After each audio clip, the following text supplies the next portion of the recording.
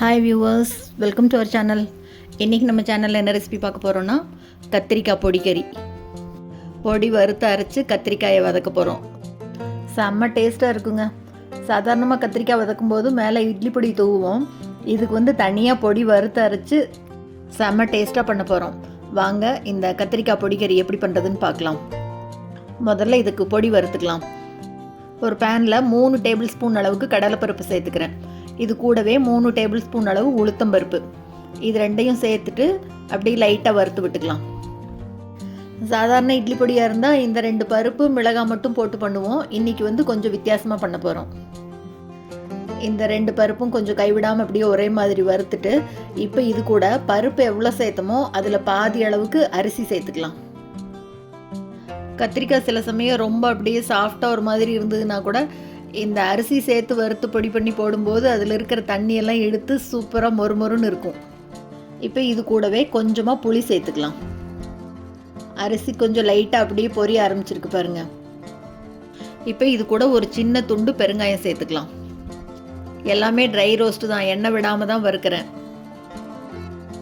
பாருங்க. இப்போ அரிசி நல்லா கொஞ்சம் பொரியிற ஸ்டேஜுக்கு வந்திருக்கு பாருங்க. இந்த அளவுக்கு வறுத்துட்டு இப்போ இது கூட காரத்துக்கு காஞ்ச மிளகாய் சேர்த்துக்கலாம். மிளகாயும் சேர்த்து கொஞ்சம் நல்லா வறுத்துட்டு பருப்பு பொன்னிறமாக மாற ஆரம்பித்தோடனே அடுப்பை ஆஃப் பண்ணிடலாம். போதும், பருப்பு அப்படி கலர் மாற ஆரம்பிச்சிருச்சு பாருங்கள். இந்த ஸ்டேஜில் இப்போ அடுப்பை ஆஃப் பண்ணிவிட்டு நல்லா கம்ப்ளீட்டாக ஆற வச்சுட்டு எல்லாம் ஆறுனதுக்கப்புறமா ஒரு மிக்ஸி ஜாருக்கு மாற்றிட்டு பாருங்கள், இந்த மாதிரி பொடி பண்ணி எடுத்துக்கணும். ரொம்ப நைஸாக பொடி பண்ணக்கூடாது, கொரகொரப்பாக தான் பாருங்கள், இந்த மாதிரி கொரகொரப்பாக இருக்கணும்.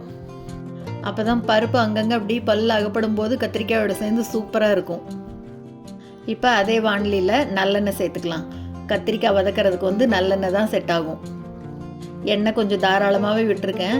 எண்ணெய் நல்லா காஞ்ச உடனே கடுகு சேர்த்துக்கலாம். கடுகு பொரியட்டும். இப்போ கடுகு பொரிஞ்ச உடனே பாருங்கள், ஒரு 3/4 கிலோ அளவுக்கு கத்திரிக்காய் எடுத்து நல்லா நீட்டமாக கட் பண்ணி தண்ணியில் போட்டு வச்சுருக்கேன். அதை இது கூட சேர்த்துக்கலாம். அடுப்பை சிம்மில் வச்சுட்டு கொஞ்சம் கொஞ்சமாக சேர்த்துக்கலாம். இதே மாதிரி பொடி வறுத்து கத்திரிக்காய் இந்த மாதிரி செஞ்சு பாருங்கள், வேறு லெவலில் இருக்கும் டேஸ்ட்டு.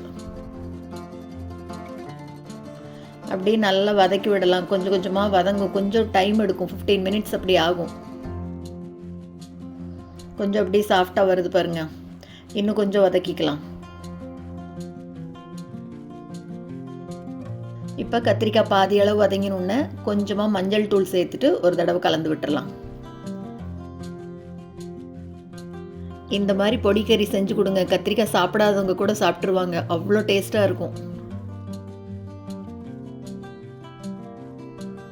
மஞ்சள் தூள் போட்டு நல்லா கலந்து விட்டதுக்கப்புறமா இதுக்கு தேவையான அளவு உப்பு சேர்த்துக்கலாம். பருப்பு வறுக்கும்போது நம்ம உப்பு போடலை, அதனால் இப்போ இந்த பொரியலுக்கு தேவையான அளவு உப்பு சேர்த்து போட்டுக்கணும். இப்போவே மஞ்சப்பொடி மட்டும் சேர்த்தினதுக்கே பார்க்குறதுக்கு எவ்வளோ நல்லா இருக்குது பாருங்கள். உப்பு மஞ்சப்பொடி ரெண்டும் நல்லா கலந்து விட்டதுக்கப்புறமா இப்போ வறுத்து அரைச்சி பொடி பண்ணி வச்சுருக்கோம் இல்லையா, அந்த பொடியை சேர்த்துக்கலாம். இந்த பொடி ஜாஸ்தியாக இருந்ததுன்னா ஏர்டைட் கண்டெய்னரில் போட்டு வச்சிட்டிங்கன்னா அடுத்த வாட்டி செய்யும்போது கூட யூஸ் பண்ணிக்கலாம். நான் இப்போ 3 டேபிள் ஸ்பூன் அளவுக்கு கொஞ்சம் தாராளமாகவே சேர்த்துறேன்.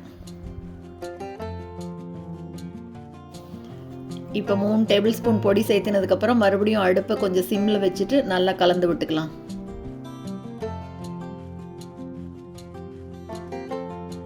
நல்லா கலந்து விட்டதுக்கப்புறமா இப்போ இது மேலே ஒரு 1/2 டீஸ்பூன் அளவுக்கு மிளகாய் தூள் சேர்த்துக்கிறேன். நான் டேஸ்ட்டை நல்லா இன்னும் எடுத்து கொடுக்கும். மிளகாய் தூள் தூவினதுக்கப்புறமா இது மேலே வேணால் ஒரே ஒரு குத்து கருவேப்பிலை போட்டுக்கலாம். நான் கருவேப்பிலை போடலை, அதனோட வாசனை டாமினேட் பண்ணிடும், அதனால் போடலை. உங்களுக்கு பிடிக்கும்னா நீங்கள் போட்டுக்கலாம். நல்லா கலந்து விட்டுட்டு 2 நிமிஷம் அப்படியே சிம்லேயே வச்சுட்டு அப்புறமா அடுப்பை ஆஃப் பண்ணுங்கள். செம்ம டேஸ்டியான கத்திரிக்காய் பொடிக்கறி சூப்பராக ரெடி ஆயிடுச்சுங்க. இதே ஸ்டைலில் செஞ்சு பார்த்துட்டு கண்டிப்பாக மறக்காமல் கமெண்ட்டில் சொல்லுங்கள். இந்த வீடியோ உங்களுக்கு பிடிச்சிருந்ததுன்னா லைக் பண்ணுங்கள், ஷேர் பண்ணுங்கள், கமெண்ட் பண்ணுங்கள். மறக்காமல் நம்ம சேனலை சப்ஸ்கிரைப் பண்ணுங்கள். கூடவே பக்கத்தில் இருக்கிற பெல் பட்டனையும் தட்டி விடுங்க. ஸோ நான் போடுற வீடியோ எதுவுமே மிஸ் பண்ணாமல் பார்க்கலாம். தேங்க்ஸ் ஃபார் வாட்சிங்.